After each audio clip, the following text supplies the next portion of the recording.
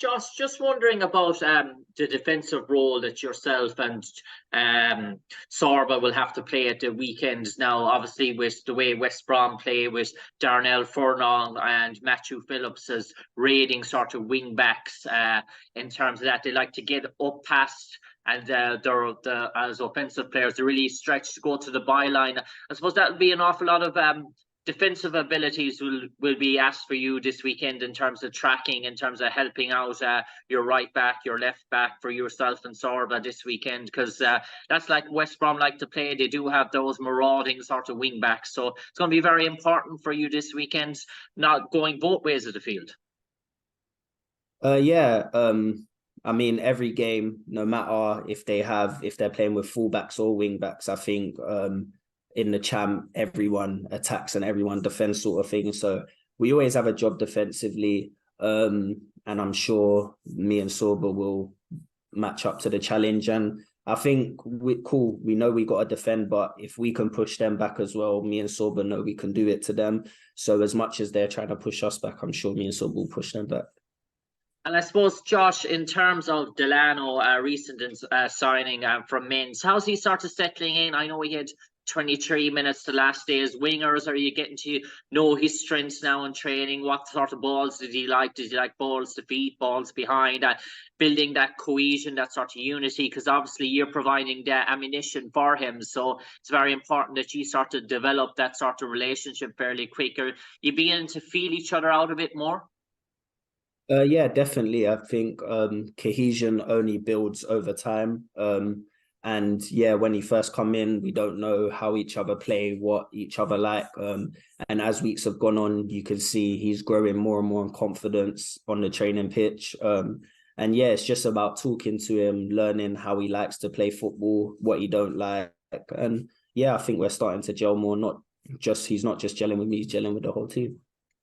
I suppose, Josh, when you look at the run of fixtures you had to start with, there were difficult sort of games. People will look now, and after, I know West Brom is still a difficult game, but the next three after that, people will be saying, right, well, Huddersfield need to pick up points on the board. They had a difficult start in terms of the fixtures, but now's the time they really need to maybe put maybe a win or maybe successive sort of results together. And how much is that in confidence as a squad when you put back-to-back sort of results? You got into that knack of it last year and you got on a run, but once you put two successful results together, do you really feel the bounce after that? Yeah, definitely. Nothing can boost morale around the training ground like a win.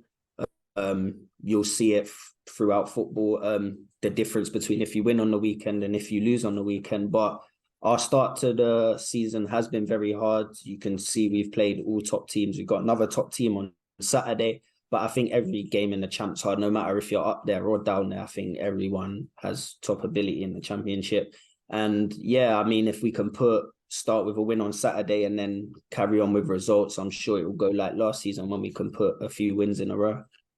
And I suppose, Josh, there's going to be an awful lot of movement in your division, the Championship there tomorrow in terms of the deadline day. And I know, obviously, as players, as long as you're not involved, you won't take much notice. But you obviously, as players, you like to watch on TV, watch what's going to happen. And I suppose there's going to be an awful lot of clubs like Middlesbrough, teams up that are going to make an awful lot of movement. Do you take much notice in terms of the wheelings and dealings that other clubs do on the deadline day? Can you sort of sit back and sort of watch it as a football fan and say, oh, they brought in 3 or 4, how's that going to affect them, or sort of stuff? Or do you even sort of pay much notice or watch it yourself as a neutral? Yeah, I watch it as a neutral sometimes. I'm not really interested in most teams. I'm an Arsenal fan, so I like to see who Arsenal's bringing in and out. But in the Champ, yeah, you'll see teams are going to be bringing in top players. So you'll see it. You don't have to watch the deadline day on Sky Sports News to see it. You'll hear about it. And yeah, it's just is what it is. Teams are going to sign players. We still got to play them and do whatever we have to win. And finally, I suppose, on West Brom at the weekend, coming up against Carlos Corberan, and obviously the effect he had for you in your time in sort of Huddersfield as well. And he's sort of came back with a point to prove. All his sort of experience when he left England didn't go too well. He's coming back to re-identify himself in England as well. And it's been fairly sort of successful so far with sort of West Brom.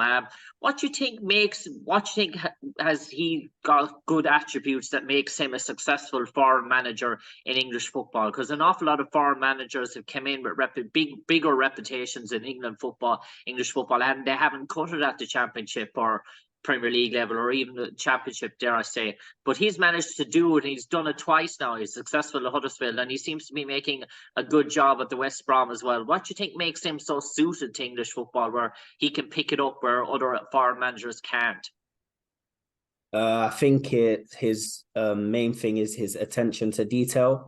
So he will almost overanalyze any team his teams have to play against, and he'll give you strengths, weaknesses in abundance, and he'll give you a list of how he thinks you can affect the game positively, what to look out for. So I think his attention to detail makes him the manager he is.